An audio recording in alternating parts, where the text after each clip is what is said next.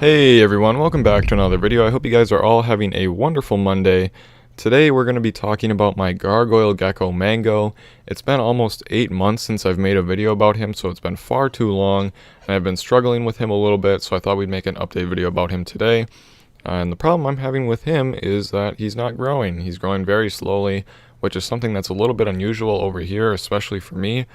Out of the, say, 30 geckos I've had, I've only had a problem with, say, 3 growing slow. Hyde, my lily white, and now mango. So it's pretty unusual where I have geckos that grow extremely slow, which is not necessarily a bad thing. It's just that some of them grow a little bit slower than others. But I thought we'd talk about him today and why he's possibly growing so slow. So as you can see, he's probably only put on about 2 grams to a gram since I last made a video about him, which was a long time ago. So obviously he's not growing like a normal gargoyle gecko should. A gecko here in the summer especially can put on quite a bit of weight. I've had geckos that have been like, say, 8 to 10 grams at the beginning of the summer, end up being like over 30 by the end in just a couple months when it's getting really warm here and they're eating a lot and their metabolisms are a lot faster. But mango here has been pretty much the same size, very slowly growing and gaining weight. Now his pattern has changed quite a bit, but his body weight in general has not went up that much. So there's a couple reasons why this might be. One, he's just a slow grower, which I find unlikely because he already had kind of a little bit of a growth spurt when I first got him. I believe around my birthday, he started to take off and now he's kind of slowing down again. The second reason being he's a Petco gecko. I didn't plan on buying a Gargoyle Gecko from Petco, but when I was there and I saw him there, I had to buy him because at the time I didn't have any Gargoyle Geckos and I'd always wanted one. You can't pretty much find a cheaper gecko than that, so that could be part of the reason, although be that as may, I don't think that's the reason why. And the third reason, which is the most likely reason, is something to do with my care is off for him, and that's why he's growing slow. I've taken care of him like I would any other baby gecko, or any other baby crested gecko I should say, and he's just not growing that fast. So food-wise, he eats and he poops, so I'm not really worried about him like starving or anything like that. There's no worry there.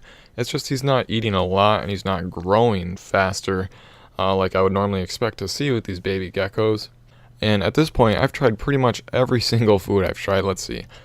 These are all Pangea flavors, but I've tried apricot with insects, watermelon, fig with insects, and growth and breeding formula. So, I've tried quite a few different Pangea mixes, and he seems to eat all of them, or at least tolerate them, but he doesn't ever clean out his dish or anything like that. And I've also tried live foods, which he doesn't seem to have an interest in, so that also makes it hard for him to grow, because generally, if you're feeding bugs, your geckos are going to grow much faster than if you're only feeding diet. Although this summer I've been trying to use growth and breeding formula more and see if that helps speed things along instead of using as many bugs, but that's for a different video. Food-wise, he's pretty much had everything. He doesn't seem to mind any of it that much, although he doesn't like it that much either, so that could be one problem. But the problem that I think it is possibly is the fact that he is in a bigger enclosure than any of my other baby geckos have been in the past. Normally I keep geckos in a smaller enclosure and slowly size them up as they grow, obviously.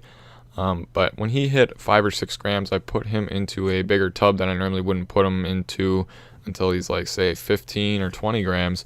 So that could be part of the reason. That's what I'm thinking it is now. I didn't think he would have a problem because some of my crested geckos have done the same thing and they've been fine. So I thought it would be okay in there, but I think now that maybe I should have kept him in something smaller. And so I might move him back down into something smaller, which could be a very good or a very bad decision, because sometimes when you move geckos into a new enclosure, they don't eat the best for a while. And obviously I don't want this little guy to starve or anything. I don't think he would. I might end up having to move him down into a smaller enclosure so that he can grow and get bigger, and then finally get back moved into this big enclosure where he was already living. But I think that might be the problem, so we're going to try that out probably.